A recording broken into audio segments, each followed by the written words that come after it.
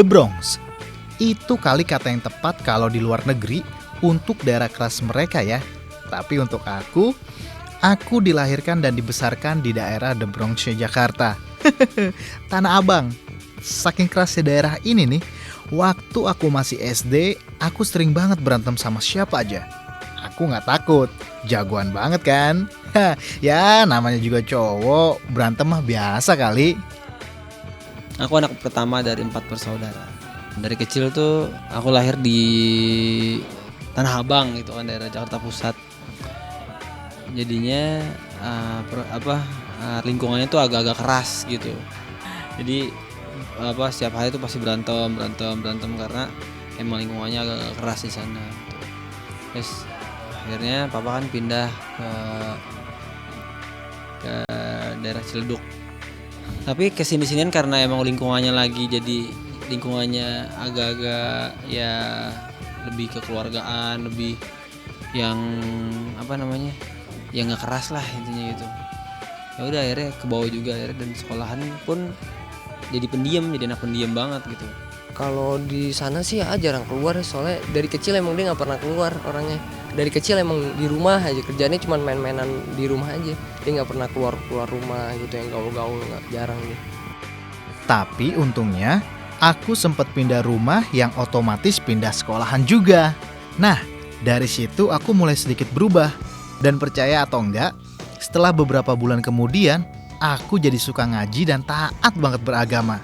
Bukan apa-apa nih, gara-gara mama masukin aku ke sebuah sekolah yang kental banget sama agama. Begitu kentalnya, sampai aku pernah mengikuti beberapa acara lomba-lomba keagamaan dan menang pula.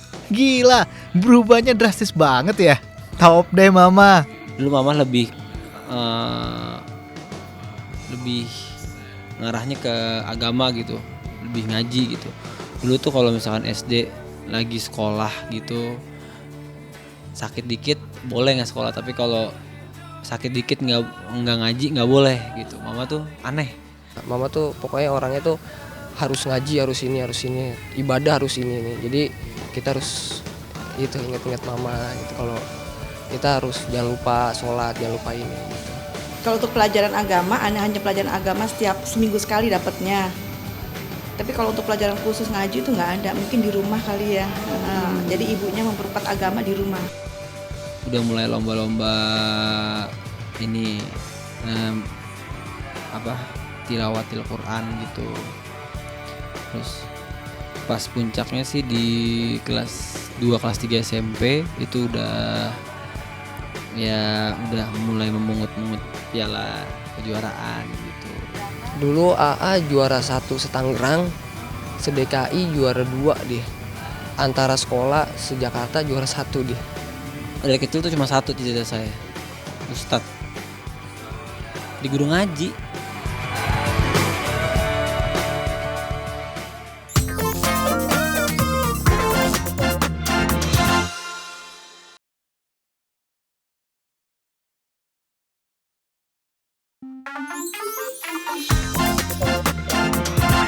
Kemanapun angin berhembus menuntun langkahku, memahat takdir hidupku di sini. Nah, beranjak aku besar beda lagi nih minatku. Enggak kok, bukan berantem dan juga bukan guru ngaji. Aku malahan mulai seneng main musik. Akhirnya bareng-bareng temen SMP aku, setelah bongkar pasang gonta-ganti personil, kebentuk juga deh band yang solid banget pada waktu itu. Dan disitulah awal karirku mulai kelihatan. Tapi bukan di band loh. Gara-gara keseringan latihan band, aku bertemu dengan pencari bakat yang menawari aku untuk ikutan syuting iklan. Ini dia nih cerita awal karirku. Dari yang katanya ngaji-ngaji gitu, itu beranjak ke band. Itu juga karena temen-temen sosok ngeband gitu, terus ikut-ikutan. Ya entah itu jadi vokal, entah itu jadi gitaris, gitu-gitulah pokoknya. Nah itu sampai SMA bentuk band lagi, terus gagal terus berapa band yang aku bubar gitu. Ya mungkin setelah kita jalan masing-masing, ada jalannya masing-masing. Dia ada yang ngarahin untuk jadi penyanyi karena mungkin suaranya yang bisa dikembangkan lagi dari yang sebelumnya. Ya dia coba gitu dan alhamdulillah berhasil gitu. Lagi latihan terus ketemu sama ya satu agensi lah gitu, nawarin buat iklan gitu. Tapi nggak taunya bukan iklan main talentnya, figurannya. Ya udah akhirnya ikut figuran. Lumayan kata teman, lumayan Wan kalau misalnya itu kan kita bisa buat latihan duitnya gitu. Ya udah, terus dapat duit enak, terus akhirnya ya coba casting. Akhirnya dapat iklan, beberapa iklan dapat, keenakan di iklan. Band aku masih jalan, terus udah gitu temen aku ngajakin casting sinetron. Dan sinetron ternyata kita casting berdua, tapi yang dapat maksudnya yang dapat peran yang pentingnya suruh aku gitu. Tapi gara-gara si pencari bakat itu, band aku jadi bubar. Bukan karena dia sih, tapi karena aku kesibukan syuting sinetron terus, aku jadi jarang latihan. Akhirnya bubar. Maaf ya teman-teman. Nah pas main sinetron itulah, terus band aku juga jadi bubar gitu gara-gara kesibukan main sinetron gitu. Karena memang dia pun sibuk, gue pun sibuk, itu juga sama-sama ya. Ternyata memang ya kita lebih milih udah deh, kayaknya nggak mungkin juga kita kerja udah kerjaannya banyak terus tambah band lagi dan kayaknya capek juga buat kita. Kalau acting sih dari bawah banget gitu. Aku ngerasain banget yang namanya ya naik bis kemana-mana gitu. Terus kalau yang nggak peran kan agak-agak nggak dihargain gitu, nggak dihargain. Terus kadang-kadang kalau kita lagi duduk pun diomelin gitu, kita nggak salah apa diomelin. Pas udah ada nama lah ini, ya udah kerasa banget enaknya gitu. Di film yang aku mainin sama Aca inilah, nama kita berdua mulai dikenal sama masyarakat. Kalau dilihat, kelihatannya gampang ya perjalanan karirku mencapai klimaks. Tapi jangan salah, aku harus ngelakonin itu semua selama 5 tahun. Klimaksnya saat aku meranin tokoh Ferrol di salah satu film garapan Mas Hani Saputra. Awalnya sih aku disuruh kasih contoh suara ke Teh Meli untuk proyeknya. Dan dia juga suruh aku ikutan casting filmnya karena katanya mas sutradaranya belum dapetin main case-nya. Hehe, ternyata dapat dua-duanya loh. Teh Meli lagi nyari penyanyi gitu buat album, dia ada proyek apa gitu waktu itu. Terus dia mau denger suaraku gitu, aku ngasih demo ke Teh Meli, akhirnya ACC. Kan dia mau ngerjain soundtracknya Heart. Pemain Heartnya nggak ditemu-temuin gitu. Terus dia bilang, tuh ada pakai aja. Nah, itu si Irwan coba suruh casting gitu. Oh ya udah, akhirnya aku disuruh casting. Aku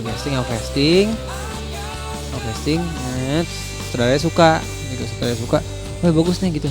Oh iya, Mel nih bagus gitu. Ya udah akhirnya aku main film Heart gitu. Terus kata Teh Meli, kenapa dia nggak dibikinin soundtracknya aja gitu? Kenapa nggak proyek yang itu nanti ini dikasih ke Heart dulu gitu. Ya udah aku sama Aca akhirnya diterjunin ke Heart. Irwan dengan kerjasamanya dengan Warner adalah dia adalah artis kita. Kalau menurut saya pribadi anaknya sangat menyenangkan, talented. Kalau Heart sudah kurang lebih 500.000 penjualannya. Terima kasih untuk masyarakat. Jadi percaya deh, setiap apa yang kita kerjakan dengan sungguh-sungguh pasti berbuah yang manis. Kayak film dan album jagoanku itu, sukses habis kan? Tapi itu juga beban loh. Plus tanggung jawab yang aku harus pikul untuk mempertahankan karirku. Karena orang banyak menganggap aku dan Aca adalah dua artis baru yang langsung meroket karena film bioskop itu.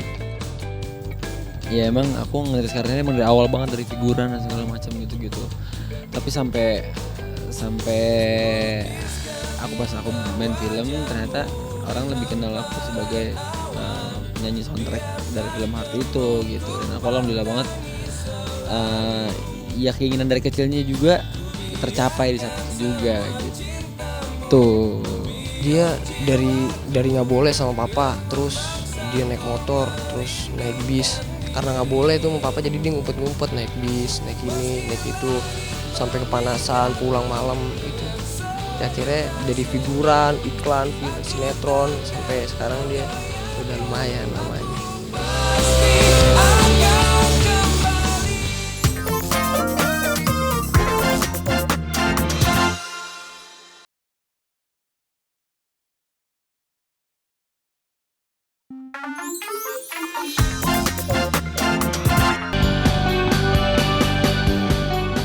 Seperti raja dan ratu dari dua negeri berbeda yang bersatu di pelaminan, Saskia dan Irwansyah terlihat bahagia di resepsi pernikahan mereka. Pasangan yang menikah 15 Januari lalu ini sengaja mengawinkan tradisi Padang dengan konsep internasional. Saskia tampil anggun dengan busana khas pengantin Padang berikut mahkotanya yang diselipi mawar. Sementara Irwan dengan busana putih dibalut jas berlapis kain khas Padang terlihat seperti pangeran yang siap memboyong putri permaisuri ke kehidupannya yang baru. Ya, kita tetap internasional, tapi emang dikasih adat Padang gitu, kayak nanti mungkin kan ada nanti di di pelaminan kita. Saya kan tadinya nggak mau pakai suntingan, soalnya kan nikahnya udah, ini kan pesta aja gitu, maunya biasa aja, tapi harus pakai sunting, jadi ya berat banget. Enggak sih, tapi nggak terlalu, biasa aja, ya lumayan. Kan sebenarnya kan harus 5 tumpuk kan, kalau ini kan cuma 1 tumpuk aja. Aura kebahagiaan terpancar dari wajah Saskia maupun Irwansyah di tengah pesta yang digelar mewah di sebuah hotel berbintang di kawasan Kuningan, Jakarta semalam. Paduan 3 warna yang menjadi corak pesta semalam berpadu dengan sentuhan tradisional dan gaya internasional menambah mewah dan uniknya hajat dua artis ini. Kesan mewah dan unik kian menguat manakala melihat bahwa pesta semalam sengaja digelar pada ulang tahun pengantin pria. Seperti tengah menjadi tren di kalangan artis penyanyi, momen bahagia itu juga disatukan dengan launching single yang mengukir suasana hati raja dan ratu sehari ini. Kalau tanggal 6 ini kan kita udah rencanain dari awal-awal kita pengen nikah gitu. Terus akadnya juga sebenarnya kan kita pengen akadnya itu ulang tahunnya Zaskia, terus resepsinya ulang tahun gue gitu. Tapi seneng lah, Irwansyah kan termasuk sahabat gue yang paling dekat. Kita sama-sama dari awal gitu loh, dari kita naik bajai bareng, dari bener-bener naik taksi nggak punya uang, saling minjem uang gitu loh, dan gue happy aja. Sekarang dia bisa nikah dengan acara yang luar biasa. Saskia dan Irwansyah, congratulations. Pokoknya mudah-mudahan kalian menjadi pasangan yang sakinah mawaddah warahmah, terus Bahagia terus ya. All the best. Yeah. Selamat menempuh hidup baru buat Irwan dari Saskia. Mudah-mudahan, dan selamat ulang tahun juga buat Irwan. Terus selamat ulang tahun. Selamat juga untuk Menempuh hidup baru. Enggak, launching itunya kan, launching singlenya gitu. Pokoknya insya Allah semuanya berjalan dengan baik. Kau curi lagi.